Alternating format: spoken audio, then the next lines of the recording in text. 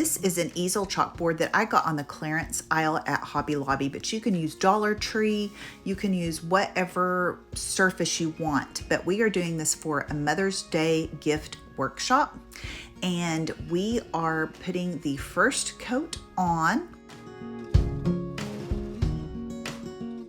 And trim your paint inlay, because if you want to splice these together for different projects, you need that cut. Right here, we're just doing a rough cut, and we are using the grid lines to get a really straight cut. She's using her fingernails to indent where she needs to cut there. Miss the back of this, and it just opens up the pores. Put your paint inlay down in the second coat, and then you have your paint really wet. This is clay paint, so it dries really fast, so sometimes I just give it a light mist. I repeat, light.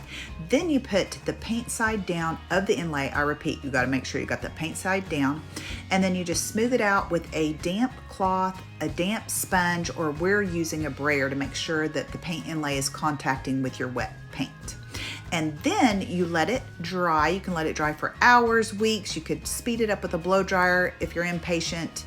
And right now she is just going on and painting our resin poured molds, because then you won't get the turquoise paint on with the project paint. I like that look and I like to blend, but I know my workshop people don't like to do that, most of them. So we just have a bunch of pre-poured, and I'm doing my composition here, kind of figuring out the plan where I want to lay it before I even start the whole project.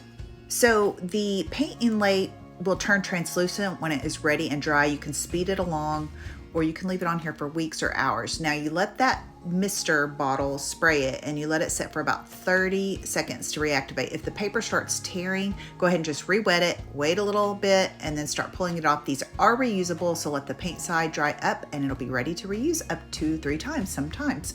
So now we're just doing some air dry clay here, because I didn't have this piece poured already. It turned out like crap because my clay was too wet, and I had wet it down to try to reconstitute it, and it's a mess. So we just ended up pouring some resin on these pieces. So this is some false advertisement here, but that's how you do this.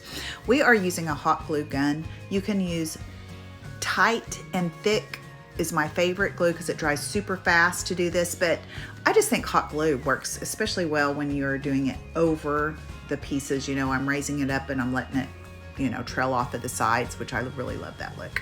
So you can do this however you want, but this would not be able to go outside with the hot glue. It would fall off, but with the glue, a lot of times you can even put this stuff outside. Here we go, just putting it together. It looks so pretty.